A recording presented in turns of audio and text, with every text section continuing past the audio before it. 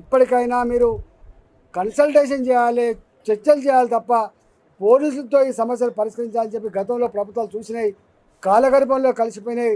రేవంత్ రెడ్డి గారు మీ ప్రభుత్వం కూడా పోయే కాలం వచ్చినట్టుంది.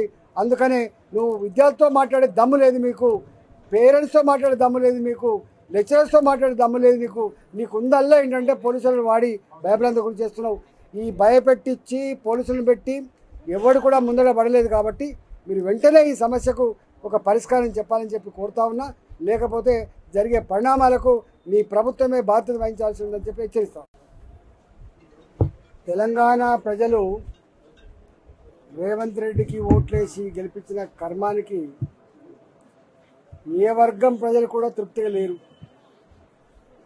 తృప్తి దేవుడికి కానీ ఎవరిని కదిలించిన రేవంత్ రెడ్డి ప్రభుత్వానికి శాపనార్థాలు.